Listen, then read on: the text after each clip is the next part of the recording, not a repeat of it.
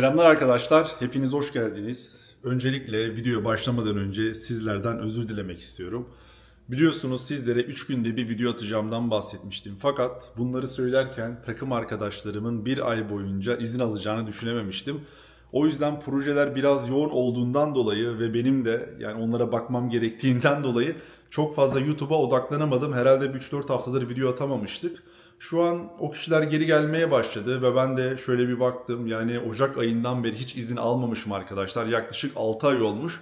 6 ay içerisinde bir kere bile izin günü kullanmamışım. Şimdi yavaş yavaş dışarı çıkalım. Hava gerçekten çok güzel. Ben de öğle molasındayım. Çok fazla zamanım yok. Yaklaşık 1 saat kadar zamanım var arkadaşlar. Sizlere daha öncesinde zaten story hikayemden bahsetmiştim. Ne zaman kullandım, ne yaptık, ne ettik. Eğer videoyu izlemediyseniz yukarıya bir kart bırakacağım. O videoyu izleyerek bilgi edinebilirsiniz. Ama bu videomda sizlere neden kullanmamalısınız bunlar hakkında konuşmak istiyorum. Dediğim gibi ben daha önce kullandım. Kullandığım için neleri gördüm, neleri görmedim. Direkt kendi tecrübelerimden sizlere bahsedeceğim. Sağda solda okuduğum, izlediğim videolardan ya da Google'da yaptığım araştırmalardan değil. Kesinlikle 10 yıllık spor hayatımda gördüğüm değişikliklerden bahsedeceğim. Hazırsanız yavaş yavaş dışarı çıkalım ama çıkmadan önce sizlere bir dışarısını göstermek istiyorum. Güneşlenmek için 2 tane şezlong aldım. Burayı birazcık daha güzelleştirdim. Şu an böyle gözüküyor arkadaşlar. Şezlongdur, odur budur. Ev güzel güzel toparlanmaya başladı. Ama ne kadar oturdun derseniz herhalde 2 aydır şu an şezlonglar bu şekilde. Belki bir defa, belki 2 defa oturmuşumdur. Çok fazla dediğim gibi gün içerisinde zamanım olmuyor. 9-5 çalışıyorum arkadaşlar. Yani böyle bakmayın YouTube'da 2 milyon küsur abone olduğuma. Sizin gibi ben de sabah kalkıyorum, gözümü açıyorum, meetinglere giriyorum. 5'e kadar yardırıyorum. Zaten son bir aydır acayip yoğundum. O yüzden zaten video çekemedim. Neyse konuyu çok fazla uzatmayalım. Bir dışarı çıkalım. Hem ben biraz güneşleneyim arkadaşlar. Vücudunuza güneş ışığından alabileceğiniz vitaminleri alabiliyorsunuz. Ama çok fazla durmayacağım. Dediğim gibi Orlando yanmaya başladı. Yazın gerçekten burası çekilmiyor. O yüzden buraya yazın gelmeyi düşünüyorsanız sizlere çok tavsiye etmem. Bence Florida'nın en kötü zamanı yazın abi. Buraya geleceksiniz, kışın gelmelisiniz. Şimdi dışarı çıkalım zaten sizlere bunu doğrulayacağım. Evet gözlüğümüzü taktık. Şöyle kapıyı kapatalım. Hop. Kapıyı kilitledik. Süper. Orlando yanıyor arkadaşlar. Ateş ediyor burası. Hava gerçekten acayip sıcak.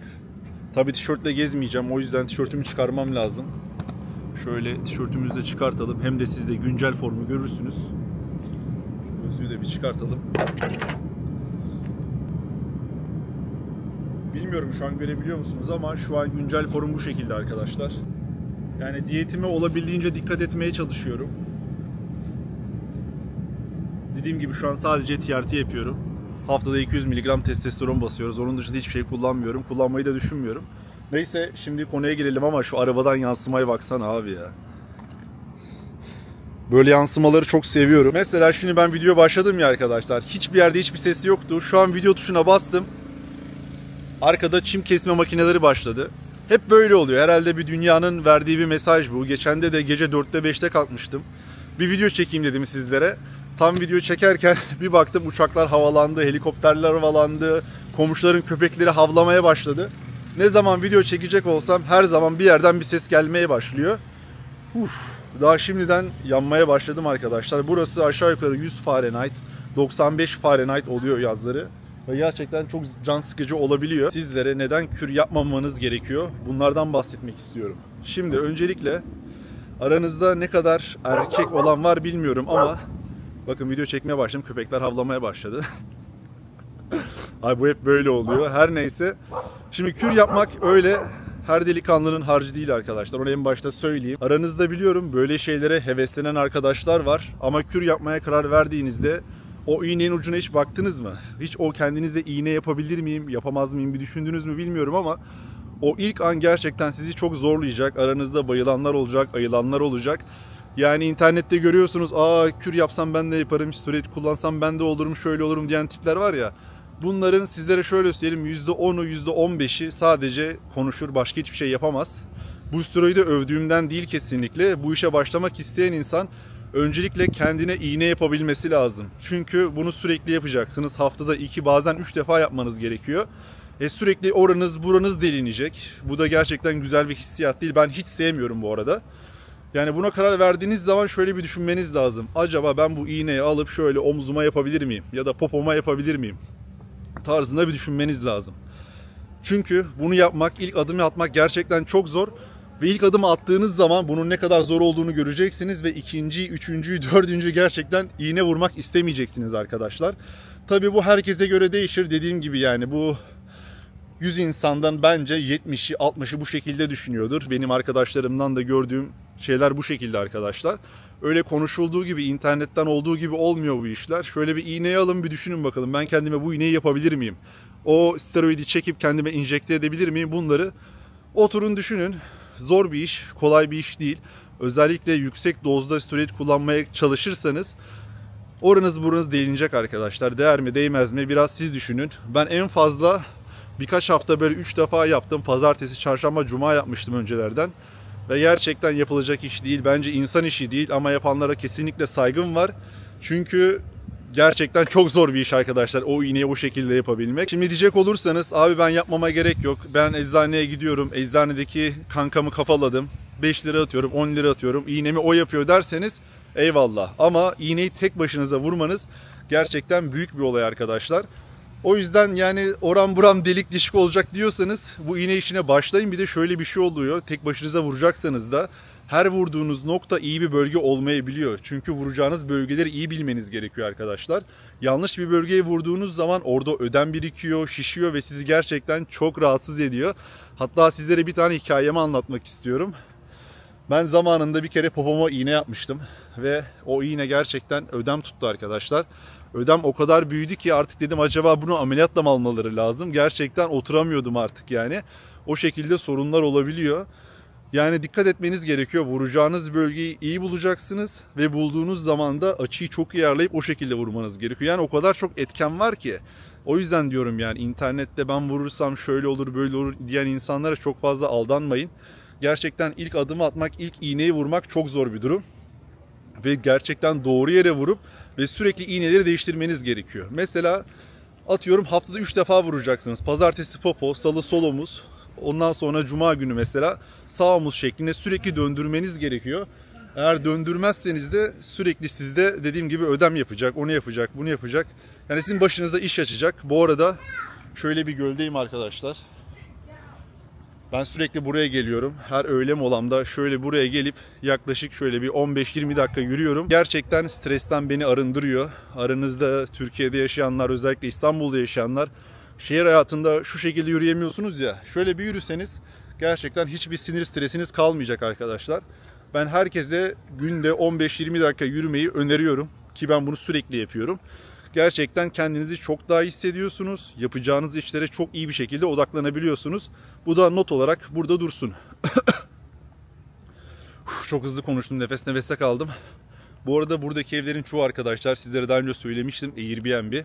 Sürekli benim komşular değişiyor. Bir ben yaşıyorum burada işte. Birkaç tane daha böyle aile var. Onun dışında her gün gelen giden farklı insan oluyor. Neyse, bu arada burada timsah yok. Şimdi aranızda düşünenler vardır, abi böyle yürüyorsun ama tehlikeli değil mi? Florida'da çok fazla timsah var biliyorsunuz. Her gölde bir timsah var neredeyse. Valla ben 5 yıldır burada yürüyorum. Valla ben timsah görmedim. O yüzden kendimi biraz güvende hissediyorum arkadaşlar. O yüzden buralarda yürüyorum, koşuyorum. Buralarda yaşayanlar varsa her gördüğünüz gölün etrafında yürümeyin arkadaşlar. Niye derseniz, bakın adamlar buraya tabela koymuş. Yani buraya kafanıza göre gelip sağa sola bakmadan yürürseniz timsahlar poponuzu ısırabilir. Burada da belgeli şekilde her şey duruyor. Onun dışında yılanlar falan da var. Florida'nın biraz doğal hayatı çok canlı arkadaşlar. Her neyse, ilk maddemiz neydi? Sürekli oranıza buranıza iğne yapabilecek misiniz, yapamayacak mısınız? Bunu iyice bir araştırın, tartışın. Kendinize güveniyor musunuz, güvenmiyor musunuz? Bu çok önemli. Çünkü siz kendinize güvenmediğiniz zaman ve sürekli başkasına git gel yaptığınız zaman bu iş uzayacak arkadaşlar. Bunun en iyi yolu iğneyi kendi kendinize yapmak olacak. O yüzden bunu tartın, düşünün. Neyse, ilk konuyu geçtik. Abi bu sorun değil. Ben kararımı verdim. Benim için sorun yok. Ben iğneyi yaparım diyorsanız da kolay gelsin abi. Şimdi şöyle kamerayı da koyalım. Sürekli yürüyor. Harbi yoruldum.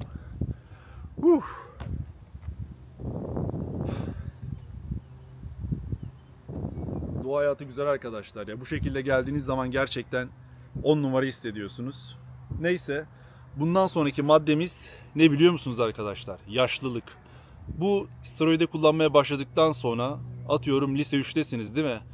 3-4 ay kür yapın, bir anda üniversite 3 gibi görüneceksiniz. Hatta ağır bir kür yapın, bir anda evli, çocuklu, barklı bir adam gibi görüneceksiniz. Bunu deneyin, görün. Yüksek dozlarda steroid kullanımı gerçekten sizi çok yaşlandırıyor. Şöyle düşünün, aranızda Night Online, Silk Road, Metin 2 oynayanlar var mı bilmiyorum ama benim lise hayatım, ilkokul hayatım Silk Road Online'a geçti. Ve neden bundan örnek veriyorum? Şöyle, orada premium var biliyorsunuz. Para veriyorsunuz, premium alıyorsunuz. Çarınız çok daha hızlı bir şekilde kasılıyor. Aynı şekilde siz bu iğneyi yaptığınız zaman vücudunuza premium almış oluyorsunuz. Çarınız çok hızlı bir şekilde gelişiyor. Yani burada da çarınız siz olduğunuz için hızlı bir şekilde yaşlanıyorsunuz arkadaşlar. Bu gerçekten bence sorun oluşturabiliyor. Yüzünüz şişmeye başlıyor. Bir de bunun yanında diyetinizde şekeridir, çikolatasıdır, odur budur saçma sapan besleniyorsanız gerçekten öyle bir yaşlandırıyor ki hiç acımıyor. Zaten benim önceki videolarımda falan abi yaşlanmışsın, şu olmuş, bu olmuş falan diye yorumları görüyorsanız onların birçoğu aslında bu steroid muhabbetinden de arkadaşlar. İnsanı yaşlandırıyor, şişiriyor, yani böyle su tutuyor vücudunuz çok daha fazla. Tabii kas da alıyorsunuz ama aynı zamanda vücudunuz acayip su tutuyor arkadaşlar. Yüzünüz böyle ay dede gibi şişiyor. Öyle söyleyeyim sizlere. Ben bunu hiç sevmiyorum. Zaten biliyorsunuz Amazon'da da sakız ürünleri satıyorum Jawline. Yani ben kullandığım zaman o ürünü kendi reklamımı da yapamıyorum. Çünkü Jawline denen bir şey kalmıyor arkadaşlar. O yüzden ben ekstra dikkat ediyorum. Ama siz de böyle güzel, kemikli bir yüze sahip olmak istiyorsanız, yani çoğu insanda gördüğüm bu steroid muhabbetinde yüz şeklinizi biraz bozuyor arkadaşlar. Su tutuyor vesaire vesaire. Yani bunu da göze almanız gerekiyor. Hatta sizlere bazı fotoğrafları bulabilirsem şöyle steroid öncesi, steroid sonrası tarzı galerimde bulursam koyacağım. Oradaki yüz halimi de görebilirsiniz. Gerçekten can sıkıcı bir durum. Yani şu şöyle bir can sıkıcı. Hadi siz bunu kendiniz kaldırabilirsiniz ama kaldıramayanlar da var. Çünkü dışarıdan, sağdan, soldan Okan'a ne olmuş, çok yaşlanmış, şöyledir, böyledir diye bana çok fazla yorum geldi. Hadi ben alışkınım, hani ben 10 yıldır içerik üretiyorum. Bunları çok daha bildiğim için bana koymuyor. Ama şimdi sen başlarsın, sana böyle yorumlar gelir, psikolojin bozulur, kafayı yiyebilirsin. O yüzden dikkat et, steroidin böyle yan etkileri var. Şimdi sizlere 2 tane madde saydım. Bu arada bunların hepsini şu an aklıma geldiği şekilde sizlere söylüyorum. Hiçbir şekilde hiçbir yere not almadım. Dediğim gibi hepsi tamamen benim kendi tecrübelerim arkadaşlar. Şimdi 3. madde ne olabilir? Kıllanma olabilir. Mesela kıllanmadan da bahsedelim. Biliyorsunuz steroid, yani testosteron diyelim daha fazla, sizi kıllandırıyor. Eğer kıllanmak istemiyorsanız, vücudunuz çok kıllı değilse, yani benim vücudum çok fazla kıllı değildi. Ama ilk kürden sonra sırtımda hiç çıkmayan kıllar çıkmaya başladı arkadaşlar. Onun dışında bilmiyorum, bence sakallarım da gürleşmeye başladı. Ve her yerden bir kıl fışkırması oldu. Bu benim çok hoşuma gitmiyor. Çok kıllı bir adam değildim ben ama işte ilk küre girdikten sonra birinci, ikinci derken zaten çok fazla da girmedim herhalde. 3 tane falan girdim ben yaklaşık 10 yılda. Sırf meraktan yani arkadaşlar. Öyle çok hardcore gireyim, yarışmacı olayım şeklinde değil. Ne zaman spora girseniz, Instagram'a girseniz, TikTok'ta gördüğünüz o fitness modeller var ya. Bizim zamanımızda da vardı. Bizim zamanımızda biz de onlara özeniyorduk. Siz de işte YouTube'da orada burada gördüğünüz insanlara özeniyorsunuz. Kullanmak istiyorsunuz. Çoğunuz yarışmacı bile olmayacak. Çok gereksiz bir şey ama her neyse, şimdi devam edelim. Kıllanma denen bir şey gerçek arkadaşlar. Gerçekten bu steroid adamı çok kıllandırıyor. Testosteron diyeyim, çünkü testosteronu zaten steroidle beraber kullanıyorsunuz. İşte bu kıllılık bazen canınızı sıkabiliyor mesela. Sırtınızdaki kıllar bende hiç çıkmıyordu. Kıllar çıkmaya başladı dediğim gibi. Yani eğer bunlar benim için önemli diyorsanız işte kıllanma muhabbetinde aklınızda bulunsun. Böyle şeyler de yapabiliyor. Bundan sonraki maddeyle devam ediyoruz. Bundan sonraki madde ne olabilir? Agresiflik olabilir arkadaşlar. Yani steroid kürü herkese yaramıyor. Ben normalde chill bir insanım. Yani relax bir insanım. Böyle baktığınız zaman beni çok sinirli göremezsiniz. Bende çok fazla etki yapmadı. Çok nadir dokunduğu anlar oldu. Beni çok yükselttiği zamanlar da oldu ama ben kendimi kontrol edebiliyorum. Ama herkes ben değil ya da benim kadar chill değil, stressiz hayat yaşamak istemiyor. Bazı insanlar gerçekten şiddete meyilli olabiliyor arkadaşlar. Ve bunu kullandığınız zaman emin olun şiddete olan meyliniz çok daha fazla artıyor. Hatırlarsanız benim bir videom vardı, ırkçılığa uğradığımla alakalı. Spor salonundaki bir adamla tartışmıştık. Mesela o adam şiddete meyilli bir adam. Yani böyle sürekli stresli, sürekli sinirli olan bir adam. Bunun böyle olmasının bir nedeni de arkadaşlar steroid, yani gerçekten sizi çok agresif yapabiliyor. Çoğu arkadaşım, yani buralarda değil Türkiye'de gördüğüm bazı arkadaşlarım, zamanında sen ne basıyorsun, sen ne kullanıyorsun vesaire güzel sohbetlerimiz oluyordu kendisiyle. Daha sonrasında arkadaş evliliği sıkıntıya girdi arkadaşlar. Çünkü fazla agresifleşti, şiddet olmaya başladı işin içerisinde ve kendisini kontrol edememeye başladı ve kürü yarıda bıraktı. Bunun sebebi de arkadaşlar, steroid kürü gerçekten sizi agresif yapıyor. Testosteronunuz yükseliyor, kendinizi daha erkek gibi hissediyorsunuz ama aslında tam erkek değilsiniz. Çünkü o kürler nedeniyle öyle oluyor. İşte bazı insanlar bunu manage edemiyor arkadaşlar. Manage edemediği için de sağda solda böyle havlamaya başlıyor. O yüzden bunlara da dikkat edin. Eğer siz kendinize baktığınız zaman şiddete meyilliyseniz, şöyle baktığınızda sinirli bir adamsanız ve bunu kullandıktan sonra bunu manage edemeyeceğinizi düşünüyorsanız hiç boş yere küre falan girmeyin. Evlilik hayatınız yıkılır, kız arkadaşınızla ayrılırsınız, ailenizle aranız bozulur. Bu gerçekten çok önemli. Yani kendi hayatınızı kendiniz riske atıyorsunuz bunu kullanarak. Ben bunları sizlere söylüyorum. Dediğim gibi çevremde çok fazla görüyorum. Yani herkes zannediyor bunu kullandıktan sonra aynı şekilde hayatı devam edecek. Öyle bir şey yok. Özellikle yüksek dozlarda bunu kullandığınız zaman göreceksiniz ki sizi çok fazla agresif yapacak. Bizim çöpçü geçiyor. Çöpleri çıkarmayı unuttuk. Her çarşamba, perşembe bu şekilde çöpçü geçiyor arkadaşlar mahallede. Çöpünüzü bırakıyorsunuz evinin önüne. Çarşamba günleri normal çöpleri alıyor. Perşembe günleri de geri dönüşüm çöpünü alıyor. Bu şekilde bir hizmet var. Yavaş yavaş videonun sonuna gelirken sizlere son maddeyle devam etmek istiyorum. Son maddemiz sivilce arkadaşlar. Özellikle kürünüzde tren varsa, tren gerçekten sırtınızda öyle bir sivilceler çıkartıyor ki aklınız hayaliniz şaşar, geceleri uyuyamazsınız, uykunuz bölünür. Özellikle yüksek dozda tren kullanan arkadaşlar varsa aranızda çok dikkat etsin. Nefes darlığı yapar, nefes nefese kalırsınız. Sizlere hatta bir anımı daha anlatayım. İlk tren kullandığım zaman arkadaşlar treni ben bir kere kullandım. O da 2 ya da 3 haftaydı çok eskiden. Ve kullandığım zaman atıyorum şu an bu şekilde yürüyorum ya. O zamanlar hızlı yürüdüğüm zaman ayaklarım o kadar çok yoruluyordu ki koşamıyordum arkadaşlar ya. Atıyorum tramvay yakalayacaksınız, otobüs yakalayacaksınız. Koşmanız gerekiyor ama koşamıyorsunuz. Çünkü ayaklarınızda bilmiyorum o kaslar mı diyeyim, kalflar mı diyeyim. Yani o vücudunuzu çok fazla taşıyamıyor. Bir anda bir de kilo alıyorsunuz. Gerçekten steroid kullandıktan sonra göreceksiniz. İştahınız açılıyor. Köpek gibi yemek yiyorsunuz ve çok hızlı bir şekilde kilo alabiliyorsunuz. İşte o kiloyu bence ayaklar taşıyamıyormuş gibime geliyor. Bunun kesin farklı bir yorumu vardır. Böyle olmayabilir. Aranızda daha iyi bilenler vardır. Ben sadece kendimde gördüğüm etkileri söylüyorum. Bunun bilimsel tarafını çok fazla araştırmak da istemiyorum. Çünkü zararlı olduğunu bildiğim için.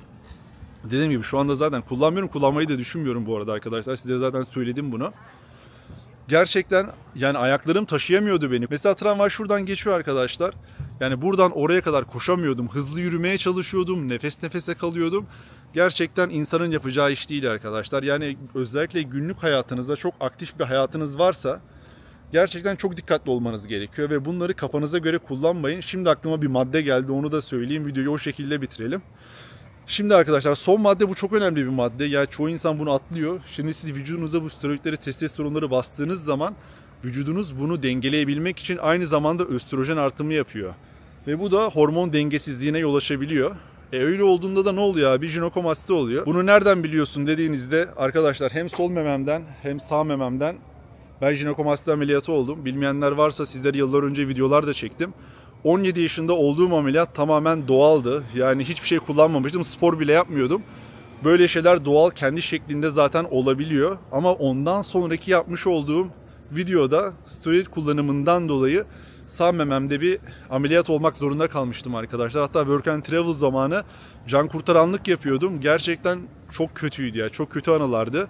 Tişörtümü çıkartamıyordum arkadaşlar. Tişörtü çıkarttığım zaman sağ memem bildiğin sol mememe göre büyük gözüktüğü için gerçekten komik oluyordu. Bir de can kurtaransınız. Sürekli havuzun başında duruyorsunuz. Öyle olduğu zaman da insanlar sizlere gülüyor. Komik komik şakalar yapıyor. Yani gerçekten kaldıramayacağınız şeyler olabiliyor. Hatta denize gittiğiniz zaman bazı arkadaşlar atletlerin altına böyle bantla memelerini kapatıyor ki meme uçları çok belli olmasın. O kadınsı görüntü olmasın diye.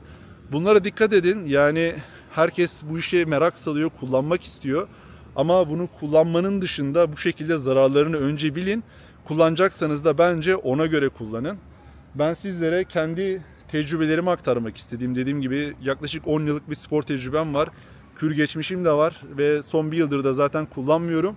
Kullanmayı da düşünmüyorum. Sadece TRT'deyim arkadaşlar. 200 mg haftada TRT alıyorum. Testosteron enetat olarak geçiyor. Ben enetat alıyorum. Bunların spiyonat versiyonu da var. İşte prepionat versiyonu da var. Kısa esterli, uzun esterli, orta esterli. Zaten aranızda kullananlar vardır. Biliyordur çoğu kişi. Ben şu an Enattat kullanıyorum. 200 mg. Bir pazartesi basıyorum, bir perşembe basıyorum. Ama emin olun 2 kere basmak bana işkence geliyor. O yüzden bu aralar sadece perşembe basıyorum. Yani haftada bir gün basıyorum. O iğnenin girmesi, çıkması, her bastığınızda yaşadığınız stres gerçekten değmez arkadaşlar. Videoyu yavaş yavaş bitiriyorum arkadaşlar. Umarım sizlere yardımcı olabilmişimdir. Kullanmayı düşünen arkadaşlar dikkat etsin. Öyle kafanızı göre kullanmayın. Doktor eşliğinde kullanmaya dikkat edin. Her yerden sesler yükselmeye başladı. Şu videoyu çekince hep böyle oluyor zaten. Bakın hiç araba geçmeyen yolda çöp arabası, bir araba, ikinci araba ve üçüncü araba geçti. Şimdi de uçak uçuyor.